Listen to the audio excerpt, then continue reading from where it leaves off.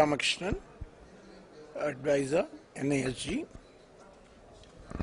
So, give us an overview of the work which you are doing in India and what are the underlying objectives of your association.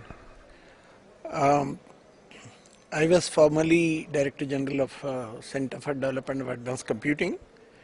As you know, that is multiple disciplines from supercomputing to language computing to health informatics. It is a lot of products. The key thing is products and technologies. That is the focus of that organization. It has about 10 labs and about 3,000 professionals there. I retired from there. I'm currently advisor and consultant to a number of organizations, public and private. Particularly in the health informatics side, I'm advisor in the National Institute of Smart Government and working in recently in the topic of health mission mode program. So, what are your views on public-private partnership? How do you think that public-private partnership can enhance the service delivery mode of various government schemes? Public-private partnership is a very important way by which, see, India is all about scale. If you want to make an impact, you have to touch a lot of people. So, whether the basic solution product has been designed by private sector or public sector, finally, the large-scale production and delivery today is best done with the partnership of private sector. So, as long as the situation plans for a suitable model of public-private partnership, in the fastest time, most effective way a large impact is made is through the public-private partnership. So it has a huge opportunities, it needs to be tapped. Particularly in the e-health area, it has not been tapped except in a few areas like insurance, then emergency care. There are topics very more like an exception, but given the opportunity and scale, I think there is definitely it has to be tapped much better in more areas. Can you tell us about some of the projects and initiatives with whom you were associated with? In the current yes, in the e-governance, more recently I've been working in the e-health area. E-health area, that is Government of India has announced under the National E-Governance Program a mission on health. That is beyond the original 27 missions, 4 more missions got added. Health is one. The health is one of the very large sector. At the same time, where the need is being felt for significant impact in transparency, in terms of efficiency, all of them are felt. So therefore, health mission has assumed a huge importance now. So some homework I have been part of the exercise being done to prepare the ground for mission mode program. That has been sort of in a final stages. Now we are in the process of preparing the detailed blueprint. So I will hopefully be part of that exercise to prepare a detailed blueprint in the coming months. Right, and some of the challenges that you faced while initiating the e-governance projects?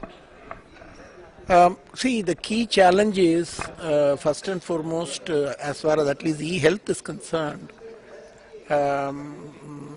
key thing is at the policy level to accept the business case for large-scale investment in accepting IT as a very important component of the health sector needs to be addressed effectively.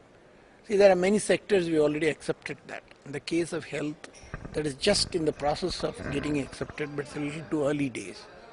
Second, it's a case of um, demonstrating value through successful projects. And equally so, the large number of people, the manpower in the health sector is very large. And they are not fully ready today. Their capacity is not adequate enough to accept um, operation of IT in a day-to-day life. So that has to be upgraded. Next is infrastructure. Infrastructure for a daily successful operation has to be upgraded. So I guess today the process re-engineering, infrastructure, capacity building, and blueprint and acceptance of that, and then fund allocation for that. These are the few things that all of them are doable. So I guess the near future this exercise will begin. And there are other preparatory exercises already begun very well. Standards has been announced for public comment and finalization. And what role has IT played in health sector, and how it has made sure that the health services should reach to the last mile? See, I'll give you a very good example of what opportunities we might not have looked at, but today is a good time to look at it, is use of mobile and cloud. There are nearly 2 lakh, more than 2 lakh auxiliary nurses and midwives or health workers, and another 8 lakh or so ASHA workers or community workers. So here is the 10 lakh number, and there are downstreams equal number. So all these people in the sub-center and below, they keep collecting a lot of data in a very laborious way, manual way. It takes a long time to get that entered in the system, that too with a lot of errors. So we can use mobile in a big way to make a revolution in this area. So similarly, once you do that, suddenly citizens also can come into the picture in they themselves giving the data, contributing to the data. They also get the update. They also get a lot of services. So today only the direct benefits transfer kind of a thing is being talked about using UID to the both the citizens as well as to the health workers. So that health is a very good topic for that. That can happen in a large scale. So I guess this is just an example of, we need not look at it as if we have missed the bus. We enter into with a bang use of technology in a very effective way. The same thing we can do in the urban areas, hospitals, seeking appointments, and blood banks, drug availability. You can think of a whole lot of things. Complete sea change, we can look at it in the matter of days, matter of years, but it needs systematic work to be done. So there's a big issue with the repository of doctors and nurses in the country. So according to you, how can we address this issue? Well, see, there is no silver bullet on issues of perception of quality of doctors and nurses, but surely like in what you see in the education sector, continuing medical education, like what you say, skills upgradation, like virtual universities for increasing thanks to National Knowledge Network and other modes by which less number of high qualified doctors imparting education to a very large number of students, better quality. So all these are all definitely opportunities to systematically increase the skills of health workers, to improve the, for instance, practices in the nurses, and of course better continuing medical education for the doctors, and then increasing the number. So I think at the level of both education and skills, one can, but there is a certain amount of what do you call will, pressure, push, medical council, government of India, and then the the community, that is the medical community itself, might put some pressure on all this. I guess once you put that ICT infrastructure, it makes it that much more possible in a faster way, in larger numbers. So this is definitely an opportunity we must tap. Thank you so much, sir. It's a pleasure having word with you. And how do you like this event? And how was your overall experience with eINDIA so far? I have attended eINDIA 4 years back, and coming back after 4 years is a pleasure.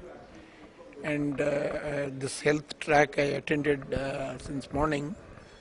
It's extremely good. I think one had not felt the positive vibes till one attended here, that how much is possible, how much great ideas are being demonstrated.